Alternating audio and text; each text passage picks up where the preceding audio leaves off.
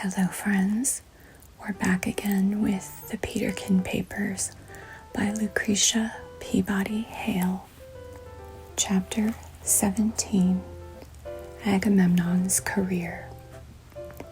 There had apparently been some mistake in Agamemnon's education.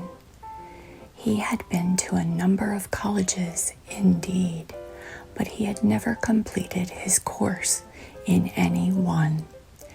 He had continually fallen into some difficulty with the authorities.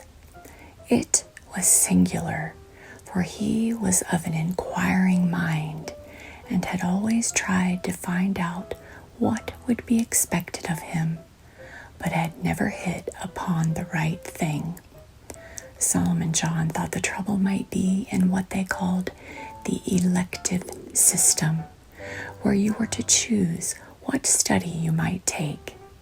This had always bewildered Agamemnon a good deal. And how was a feller to tell, Solomon John had asked, whether he wanted to study a thing before he tried it? It might turn out awful hard. Agamemnon had always been fond of reading. From his childhood up, he was at his book all day long.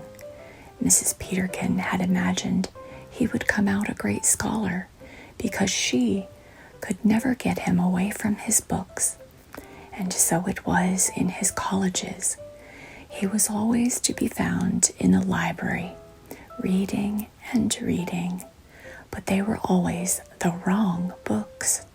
For instance, the class were required to prepare themselves on the Spartan War.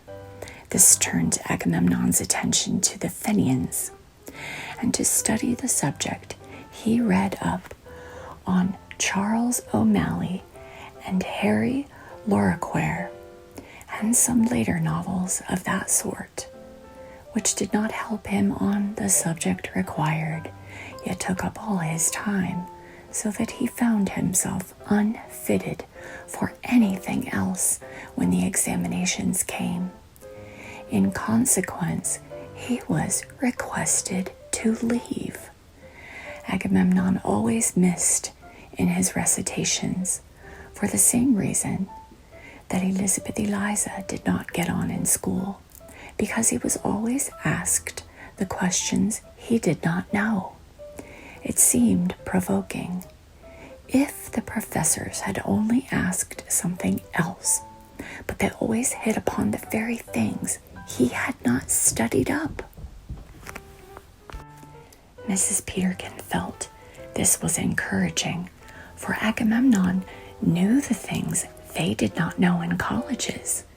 In colleges, they were willing to take for students only those who already knew certain things.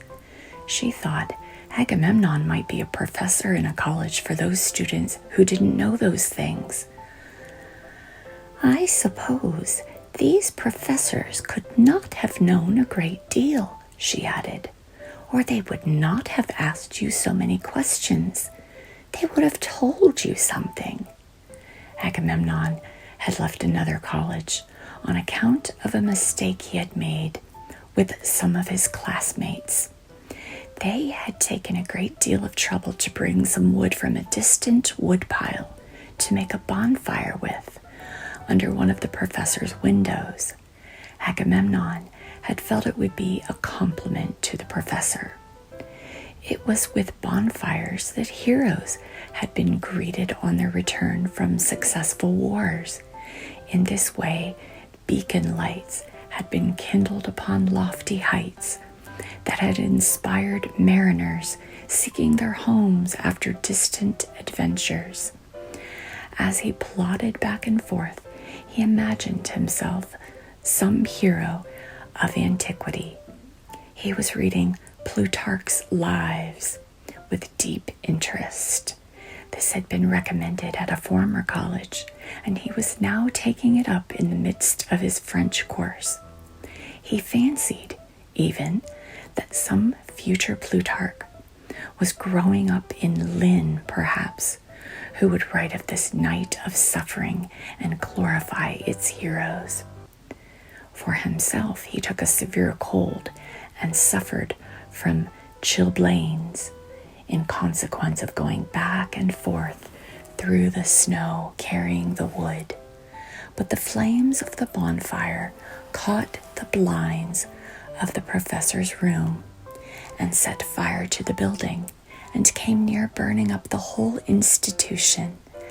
Agamemnon regretted the result as much as his predecessor, who gave him his name, must have regretted the other bonfire on the shores of Aulis that deprived him of a daughter. The result for Agamemnon was that he was requested to leave after having been in the institution but a few months. He left another college in consequence of a misunderstanding about the hour for morning prayers.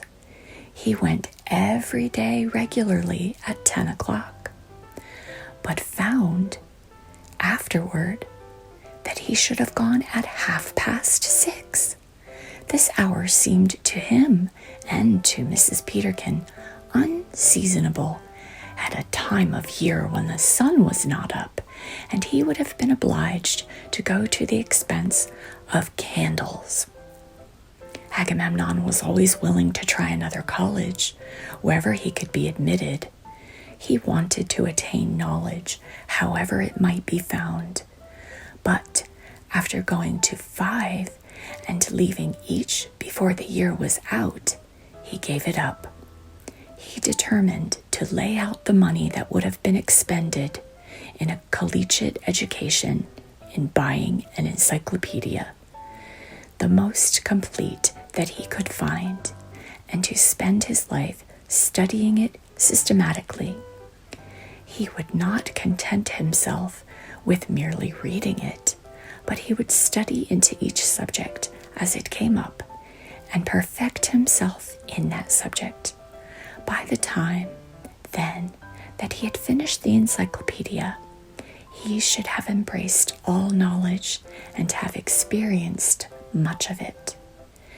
The family were much interested in this plan of making practice of every subject that came up. He did not, of course, get on very fast in this way. In the second column of the very first page, he met with A as a note in music. This led him to the study of music. He bought a flute and took some lessons and attempted to accompany Elizabeth Eliza on the piano.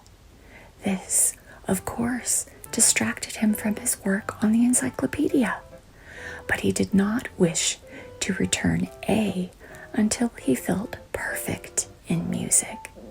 This required a long time. Then, in this same paragraph, a reference was made. In it, he was requested to see keys. It was necessary then to turn to keys. This was about the time the family were moving, which we have mentioned when the difficult subject of keys came up, that suggested to him his own simple invention and the hope of getting a patent for it. This led him astray, as inventions before have done with masterminds, so that he was drawn aside from his regular study. The family, however, were perfectly satisfied with the career Agamemnon had chosen.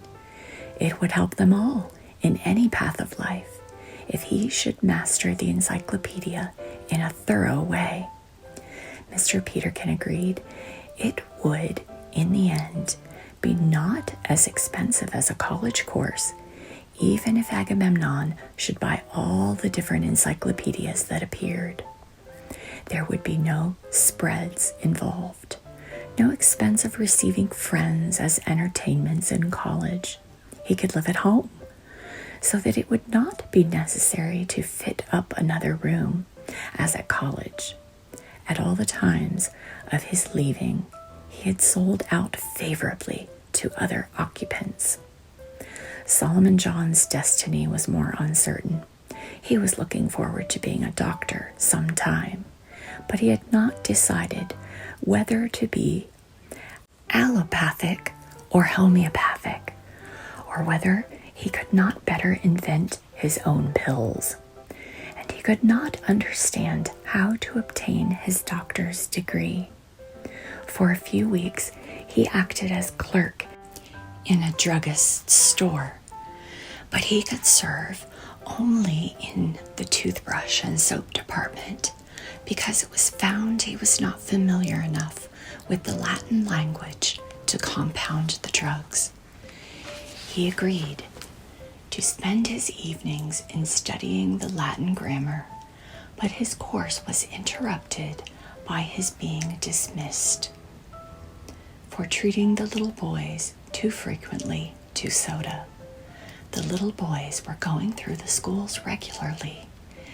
The family had been much exercised with regard to their education. Elizabeth Eliza felt that everything should be expected from them. They ought to take advantage from the family mistakes. Every new method that came up was tried upon the little boys.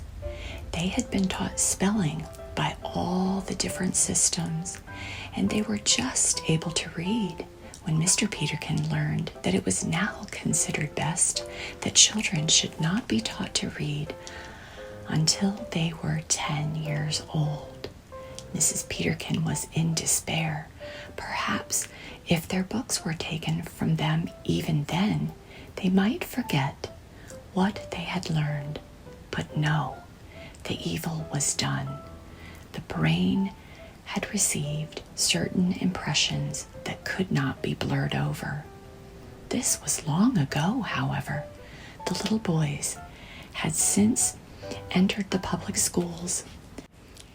They went also to a gymnasium and a whittling school, and joined a class in music and another in dancing. They went to some afternoon lectures for children when there was no other school, and belonged to a walking club. Still, Mr. Peterkin was dissatisfied by the slowness of their progress. He visited the schools himself and found that they did not lead their classes. It seemed to him a great deal of time was spent in things that were not instructive, such as putting on and taking off their India rubber boots. Elizabeth Eliza proposed that they should be taken from school and taught by Agamemnon from the encyclopedia. The rest of the family might help in the education at all hours of the day.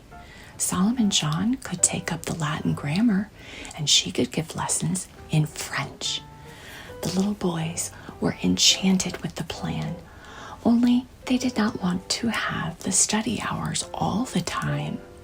Mr. Peterkin, however, had a magnificent idea that they should make their life one grand object lesson.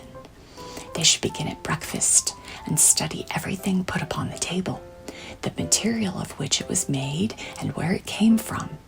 In the study of the letter A, Agamemnon had embraced the study of music, and from one meal they might gain instruction enough for a day. "We shall have the assistance," said Mr. Peterkin, "of Agamemnon with his encyclopedia." Agamemnon modestly suggested that he had not yet got out of A, and in their first breakfast, everything would therefore have to begin with A. "That would not be impossible," said Mr. Peterkin. "There is Amanda who will wait on table to start with." "We could have ham and eggs," suggested Solomon John. Mrs. Peterkin was distressed. It was hard enough to think of anything for breakfast, and impossible if it all had to begin with one letter. Elizabeth Eliza thought it would be necessary. All they had to do was ask questions, as in examination papers, and find their answers as they could.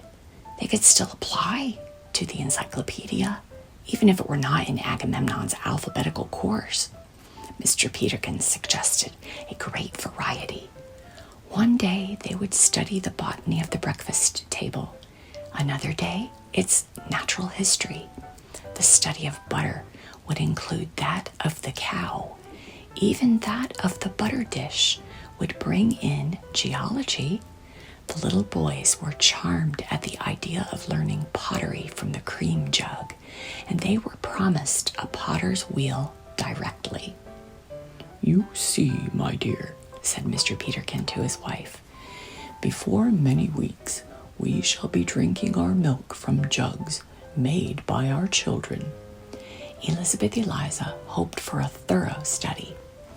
"Yes," said Mr. Peterkin, "we might begin with botany. That would be near to Agamemnon alphabetically. We ought to find out the botany of butter. On what does the cow feed?" The little boys were eager to go out and see.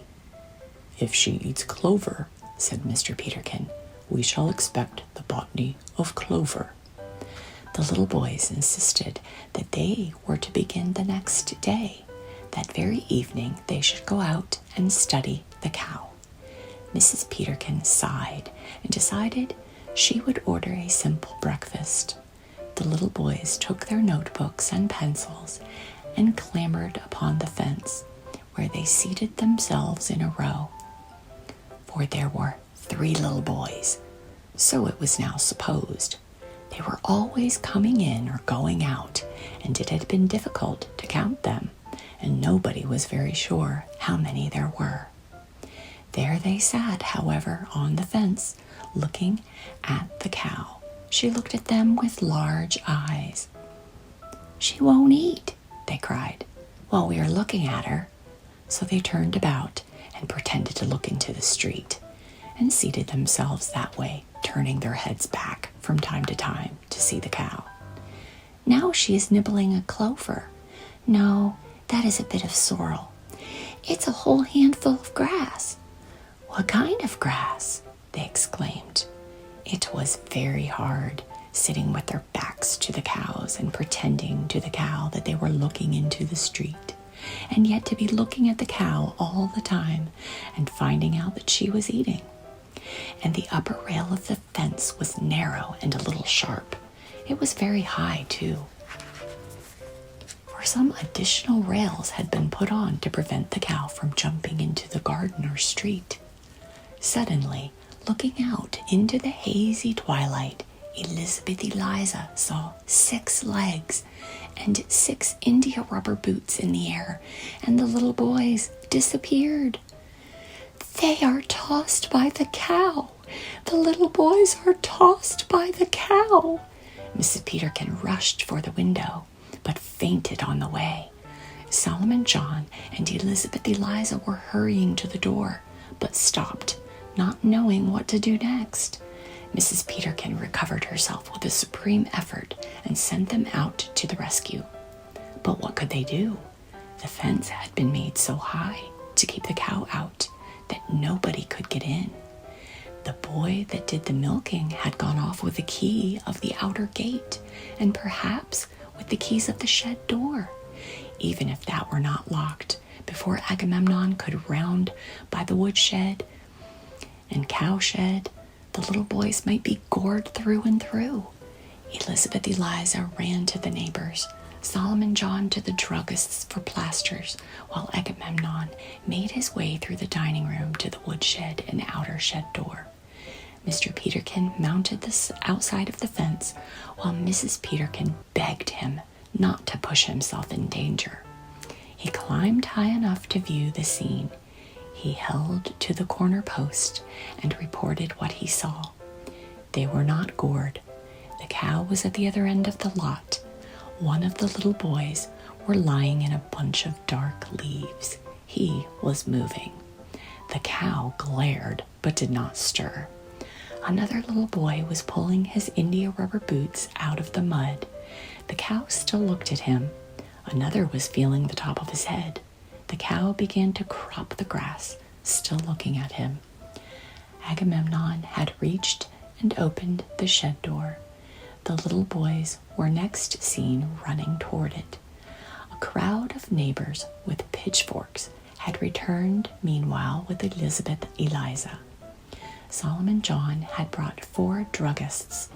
But by the time they had reached the house, the 3 little boys were safe in the arms of their mother. "This is too dangerous a form of education," she cried. "I had rather they went to school." "No!" they bravely cried. They were still willing to try the other way.